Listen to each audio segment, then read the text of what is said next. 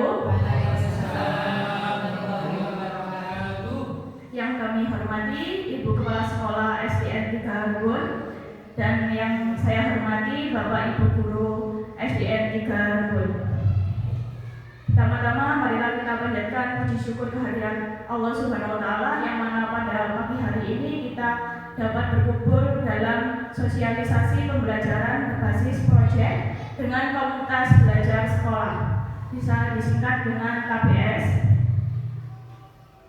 Selanjutnya perkenalkan, nama saya Siti Nur Khairiyah. Di sini sebagai guru PJOK akan mempresentasikan rancangan program yang sudah saya susun. Ini ada judul program kegiatan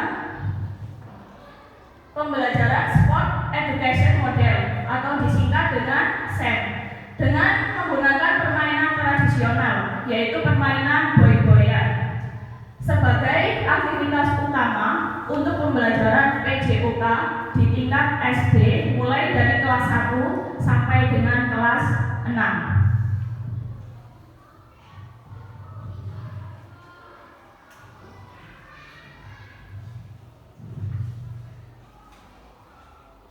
Sambil menunggu. Nah, selanjutnya ada latar belakang dari program yang saya susun, yaitu Sport Education Model. Itu merupakan salah satu model pembelajaran yang ada di PJOK yang berkelanjutan dan bermakna bagi peserta didik.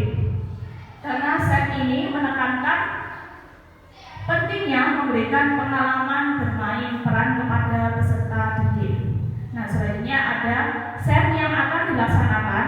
Ini adalah kompetisi permainan tradisional boy-boyan. Proyek ini dipilih karena sekolah memiliki aset manusia, aset fisik, dan aset politik. Untuk aset manusia, ini contohnya seperti guru, peserta didik, dan kepala sekolah. Nah, untuk aset fisik itu bisa halaman sekolah, ruang kelas yang dipunyai di sekolah. Untuk aset politiknya itu kepala sekolah. Dengan demikian, harapan kegiatan ini dapat menjadi sarana belajar peserta didik di SD Negeri 3 Harbun untuk dapat memahami serta menerapkan tahapan-tahapan dengan melaksanakan pertandingan dengan memegang rasa solidaritas, kerjasama, dan sportivitas antar peserta didik. Selanjutnya ada tujuan program. Yang pertama, mewujudkan pembelajaran PJOK yang berpusat pada peserta didik dengan memanfaatkan permainan tradisional yaitu boy-boyan tadi untuk mengembangkan keterampilan motorik anak, kerjasama tim, dan pemahaman tentang nilai-nilai budaya yang terkandungnya. Yang kedua yaitu membantu peserta didik agar memahami SEM. Jadi SEM nanti itu peserta didik mempunyai perannya masing-masing. Contohnya di dalam permainan tradisional boy-boyan. Jadi peserta didik nanti itu ada yang menjadi peserta, ada yang menjadi wasit, ada yang menjadi spotter, ada yang menjadi pencatat skor. Itu namanya SEM. Jadi dari peserta didik itu sendiri itu yang melaksanakan. Jadi tadi yang disampaikan SEM itu dari peran peserta didik masing-masing.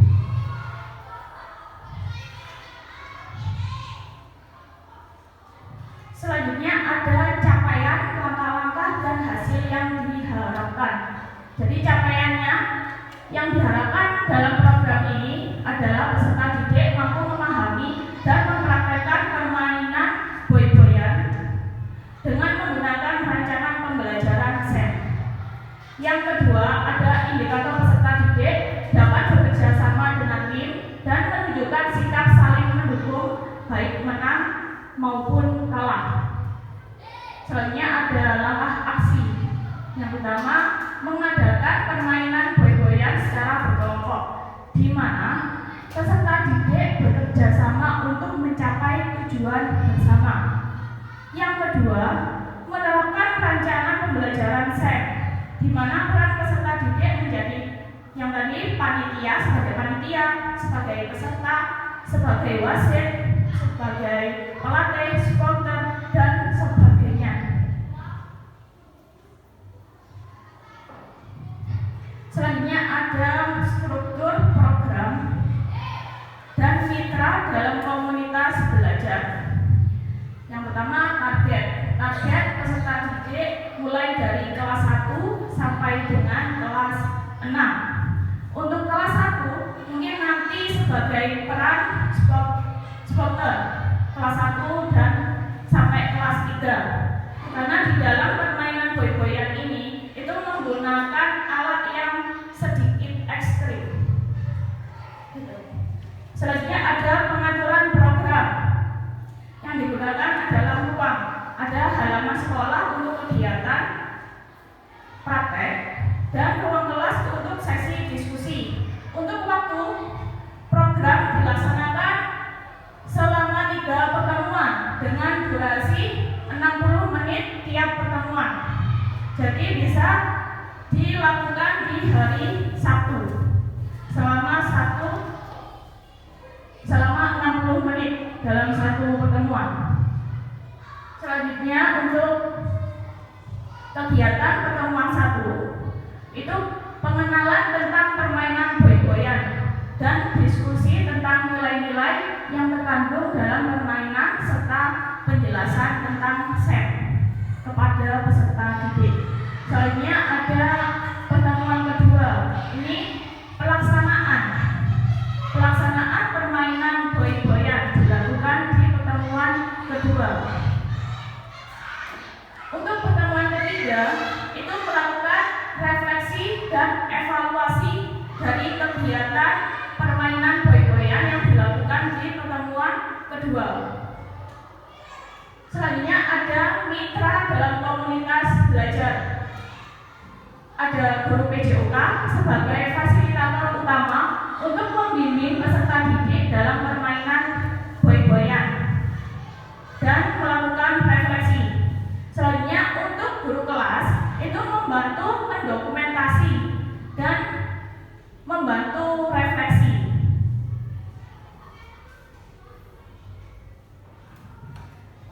Selanjutnya ada kapasitas yang dimiliki sekolah atau aset yang dimiliki sekolah. Yang pertama tadi ada aset manusia.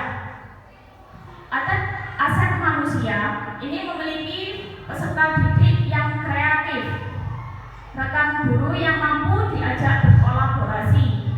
Selanjutnya ada kepala sekolah yang berdedikasi sebagai pemimpin, mengayomi dan memotivasi program ini. Selanjutnya ada guru PJOK yang mampu berinovasi dalam pembelajaran. Yang kedua ada aset politik.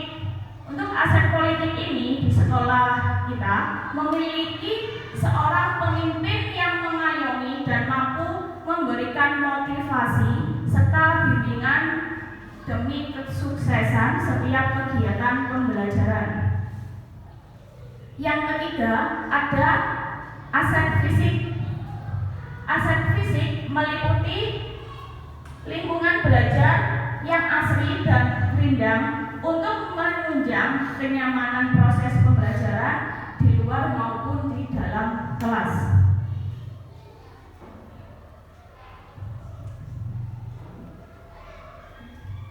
Selanjutnya ada rencana evaluasi dalam program ini. Yang pertama ada lini masa evaluasi. Yang pertama awal program, menilai pengetahuan dasar peserta didik tentang permainan boy-boyan dan kesiapan fisik peserta didik. Yang kedua, di tengah program ini melalui observasi partisipasi dan keterlibatan peserta didik dalam permainan. Yang ketiga, di akhir program. Jadi refleksi melalui kelompok dan individu serta penilaian terhadap keterampilan fisik, kerjasama dan sikap peserta didik. Yang kedua, ada sumber data. Yang pertama dari peserta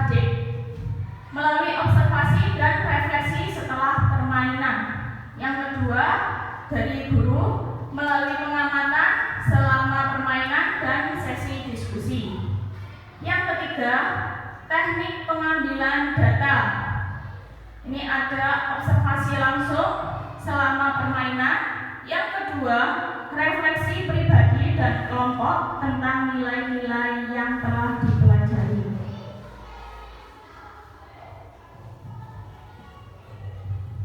Kemungkinan tantangan dan solusi dalam program ini itu ada tantangannya.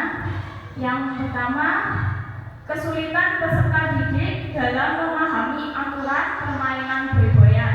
Jadi untuk solusinya itu menyederhanakan aturan permainan dan memberikan demonstrasi langsung kepada peserta didik agar peserta didik bisa langsung mempraktekkan. Yang kedua, untuk tantangan yang kedua, pengelolaan waktu dengan jadwal yang padat dan keterbatasan waktu dapat mempengaruhi penyelenggaraan. Jadi untuk solusinya, penjadwalan yang lebih efektif dan efisien.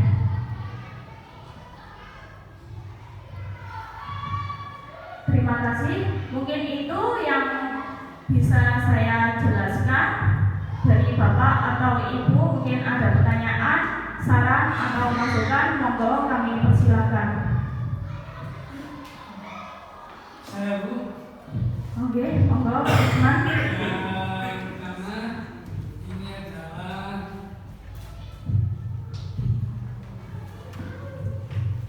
terima kasih Bu Cynthia selaku guru PJOK. Ini ada pertanyaan sedikit, yaitu tujuan dari permainan boy-boyan dengan metode Zen ini apa? Sekaligus mungkin ini belum tahu atau contoh permainan boy-boyan. Terima kasih Bu.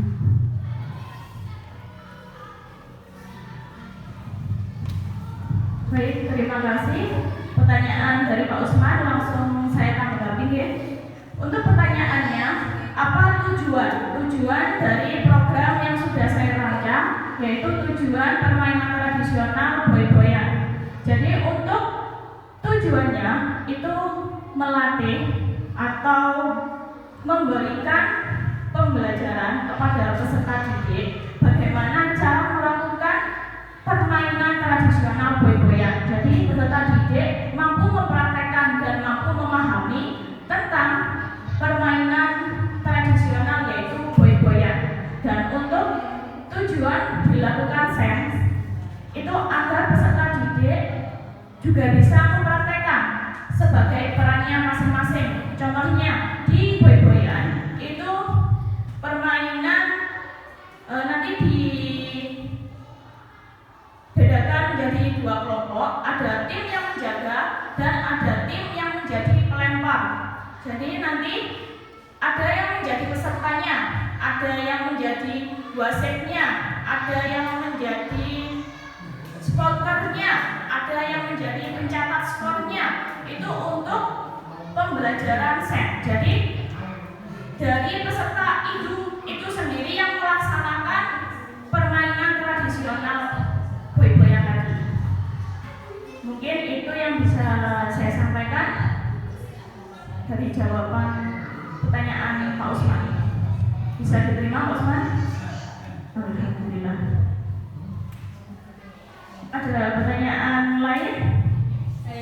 Oh, dari Bu Yusri, semoga kami persilakan. Terima kasih kesempatan yang telah diberikan. Mungkin karena kami, terutamanya saya, belum paham ya. Maksudnya permainan boy-boyan itu seperti apa, mungkin bahannya atau alat yang digunakan.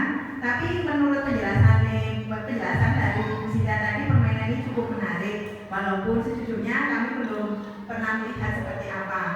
Bisakah permainan ini dilaksanakan secara rutin? Karena menurut penjelasan panjenengan tadi, permainan ini menarik. Terima kasih. Terima Terima kasih atas pertanyaan dari Bu Justrin. Pertanyaannya, apakah permainan tradisional ini menarik dan apakah bisa dilakukan secara rutin?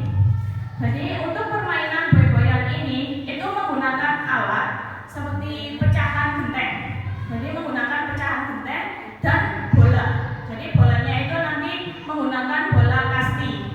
Jadi tidak sampai melukai atau istilahnya tidak berbahaya untuk peserta didik. Nah, untuk kegiatan rutin itu bisa dirutinkan selama bisa 1 bulan sekali atau 2 minggu sekali. Misal di bulan ini permainan boy-boyan menggunakan set. Untuk bulan depan bisa permainan engklek atau permainan boba sodor. Itu bisa dilakukan secara rutin. Tapi untuk kenyamanan siswa. Jadi siswanya itu lebih suka atau lebih tertantang pada permainan apa. Jadi yang disenangi siswanya. Bisa diterima, Bu Yus?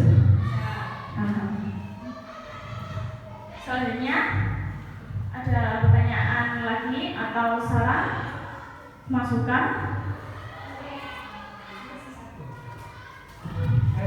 Oke, monggo Pak Samsul.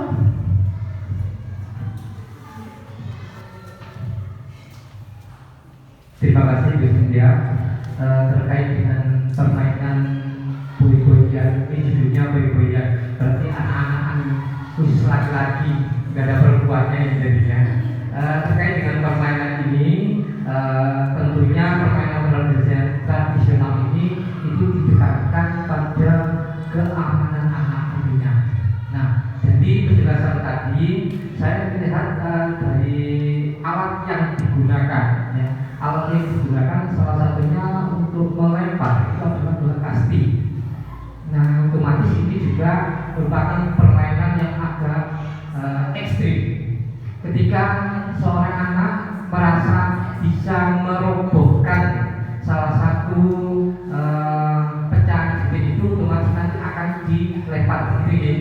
Nah, ketika melempar kadang-kala anak-anak itu memiliki kekuatan yang penuh, sehingga ini juga berbahaya terhadap anak, apalagi walaupun itu bola kasti, itu tentunya juga akan menyakitkan, apalagi sampai mengenai di atas badan, misalkan kepala, atau mungkin nanti tanpa sengaja ternyata sampai pada mengenai mata. Itu juga sangat fatal sekali. Alangkah baiknya, ini juga termasuk saran dari saya, ketika melakukan permainan boy-boyan itu menggunakan alat pemukul bola plastik, atau mungkin kita bisa menggunakan kertas yang digulung. Nah, itu nanti akan lebih aman. Demikian Bu Cynthia, terima kasih. Terima kasih atas masukan dari Pak Samsul. Untuk permainan boy-boyan ini, saran atau masukan dari Pak Samsul itu menggunakan bola dari bahan plastik atau yang tidak menyederakan peserta didik, tidak membahayakan peserta didik. Mungkin masukan ini bisa saya koreksi, nanti saya ganti untuk bolanya menggunakan bola plastik atau dari kertas yang di kepal-kepal, bentel-bentel. Oke, seperti itu. Baik, terima kasih atas masukannya dari Pak Samsul. Mungkin dari yang lain, dari Bu Kepala Sekolah. Oke, terima kasih. Monggo, kami persilakan.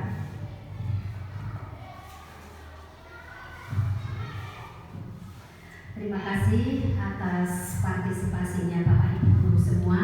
Hari ini adalah kegiatan komunitas belajar di SD Negeri 3 Rebun, yaitu tentang pelajaran, babnya ini adalah pelajaran pendidikan olahraga jasmani kesehatan untuk SD kelas 1 sampai kelas 6. Saran saya sebagai kepala sekolah di sini, kegiatan ini sangat bagus sekali dan mempunyai nilai inspiratif sekali bagi Bapak Ibu guru yang lain.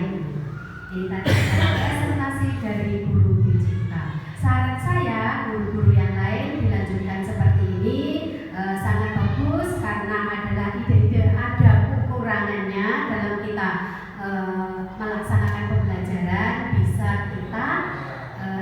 diskusi, refleksi, dan masukan dari teman yang lain.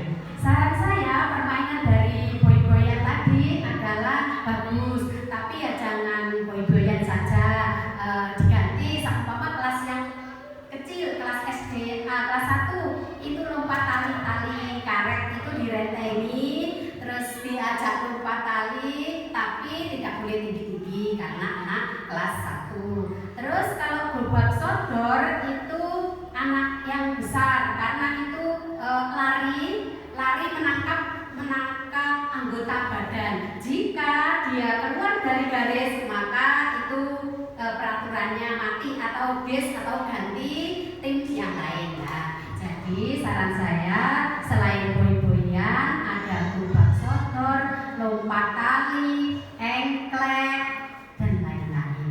Itu adalah permainan macam-macam permainan tradisional.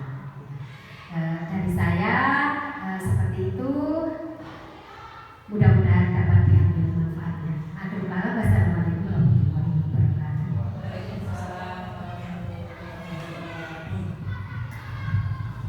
Terima kasih atas masukan dari Ibu Kepala Sekolah. Mungkin dari yang lain, apakah masih ada pertanyaan atau masukan tentang program yang sudah saya rancang ini?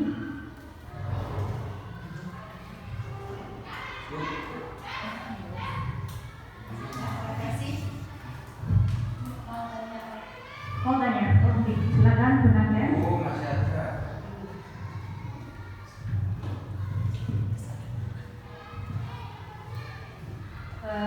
Tadi kan dibilang kalau permainan boy-boyan tadi pakai bola kaki. Nah itu kan agak bahaya ya katanya Pak Samsul tadi. Nah saya sebagai guru kelas 1 mau bertanya, apakah permainan boy-boyan ini efektif dilakukan pada fase A? Terima kasih. Baik, terima kasih atas pertanyaan dari Bu Nagen. Pertanyaannya, apakah permainan boy-boyan ini efektif dilakukan untuk siswa atau peserta didik di fase A, yaitu kelas 1 dan kelas 2 SD? Nah, untuk permainan tradisional boy-boyan ini itu bisa efektif dilakukan di fase A, kelas 1 atau kelas 2. Kemungkinan untuk permainannya bisa dimodifikasi. Dari tadi ya, untuk bolanya bisa menggunakan bola yang dari busa atau bola yang dari kertas tadi. Nah, untuk jarak melempar ke melempar tumpukan genteng tadi itu bisa didekatkan. Jadi tidak jauh. Jadi itu mungkin jawaban yang bisa saya sampaikan. Jadi bisa efektif, tetapi permainannya dimodifikasi lagi. Bisa diterima jawaban dari saya? Mungkin dari Bapak Ibu yang lain masih ada yang mau bertanya atau memberikan masukan yang lain? Cukup. Oke. Tinggal dieksekusi dan dipraktekkan ke peserta didiknya. Terima kasih Bapak Ibu Guru dan Kepala Sekolah sudah meluangkan waktunya hari ini. Mungkin itu saja penjelasan yang bisa saya sampaikan tentang program yang telah saya susun. Kurang lebihnya saya mohon maaf sebesar-besarnya. Akhirul salam. Wassalamualaikum warahmatullahi wabarakatuh.